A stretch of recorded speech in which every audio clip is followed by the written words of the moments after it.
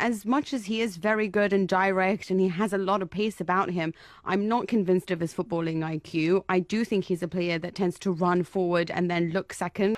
And now Bellerin is caught. Salah is away for Liverpool. Mane is with him. Salah against Czech again. Can he finish this time? He is, for me, another Juan Cuadrado. And as much as talent as they do have, both of those players, you know, they have the pace, they have the technique, they know what to do with the ball. It's just channeling it at the right moments and making the right decisions when there's a lot of pressure. Good spot to lose the ball. Salah tees it up. When he played for Roma against, you know, in the big games against Real Madrid, for example, and the Champions League, and you just see him sometimes under the pressure. It just looks like he doesn't know where to go or how to make an intelligent move. And Coutinho had a little tug it in. Coutinho trying to find Oxlade-Chamberlain. Salah 1-0. He's done it again.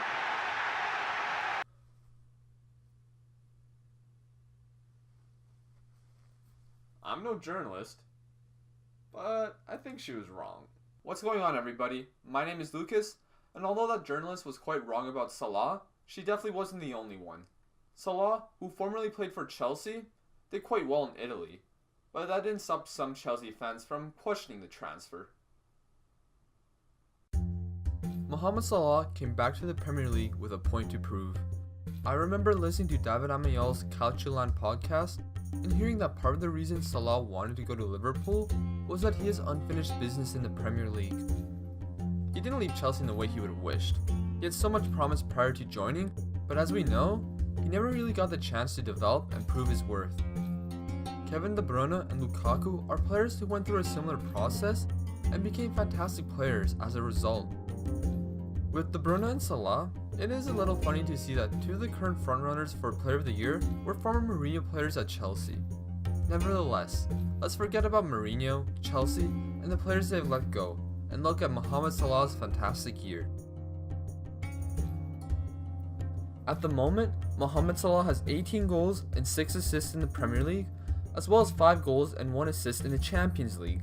He has already surpassed his goal tally from last season in the Serie A with Roma and still has many games left to play. In the Premier League, only Harry Kane has more goals. While Kane is a striker who's expected to be up there for the Golden Boot, Salah plays anywhere in the front three, but more as a right-sided winger who likes to drift inside. I've seen people on Twitter, such as Ralph Honigstein, compare Salah to Iron Robin. One reason for this comparison is that you know what they're planning to do, but being able to stop them from getting past you or taking that shot is a lot harder to do. Ian Wright recently said on Match of the Day that he sees a bit of Messi in Salah. 37 million looks a snip now. Absolute bargain. Yeah, Brilliant. He's a player. Superb. He is. When you look at the chances like you mentioned today, there's 5 or 6 today, and I saw him miss a few at Newcastle as well. When you look at the scamp, and I'm not saying he's as good as I'm going to say, but dare I say, they say. He reminds me of Messi, the scampering way he plays. I think he gives me a Messi vibe. Whether Salah can become a world-class player isn't a question of if, but when. He is starting to show that he is the real deal, and that he can become a top player. First, African Player of the Year. The Ballon d'Or next? Well, probably with not these two around, but never say never. In the opening clip, the journalist stated some problems Salah had, which he had proven wrong. However, there are other people with concerns of Salah going to the Premier League. Mido, a former Egyptian striker for Spurs and Middlesbrough, thought he could struggle, saying, "I just fear he might not be able to cope with a higher tempo of playing in the Premier League." Obviously, that statement was proven wrong. When you just Google, "Will Mohamed Salah flop?" you see a bunch of articles directly calling Salah a Chelsea flop. He was 20 or 21 when he joined Chelsea, and he already showed signs of being a great player at Basel. He even scored in the Champions League and Europa League against Chelsea and Spurs. It simply is one of those cases where a player needs more time to adapt and more playing time to show their worth. With all these reports calling him a flop, it doesn't surprise me that he has unfinished business in the Premier League. Now all these people doubting him look pretty silly. Earlier, I mentioned that Mohamed Salah won African Player of the Year. He's not only doing it for a club, but also for his country. His last-minute penalty securing Egypt's first World Cup place in over 20 years gave him legend status in Egypt.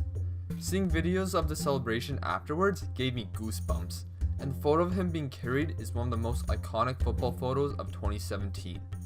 Salah is loved by many in Egypt, and with everything that has happened in the past year, it's not hard to see why. With the rise of Mohamed Salah, this is just the start. He does have a few negatives in his game that he can work on, such as finishing more of his chances. That may be harsh to say, as he has so many goals right now, but he has missed a handful of chances that I thought were going in while watching him play this season. If his consistency of his finishes do improve, he will be an even scarier player. He currently is number 1 in the Premier League in big chances missed, with 15, but having 17 Premier League goals to his name just shows how good he is at getting into great positions. His pace is always a threat. His runs always cause confusion, whether he's running in behind, delaying a run, or making a fake run. His left foot has created some magical goals, defenders have trouble taking the ball off his foot, and he certainly is stronger than he looks. Salah still has a lot more to showcase. He's been receiving a lot of praise from great managers, former players, and even current players like Neymar. He has proven his doubters wrong, but that won't be enough for him. He will do his part to help Liverpool this season and the seasons to come, and he is showing exactly why the club wanted to buy him initially in 2014. Good thing Barcelona don't want him.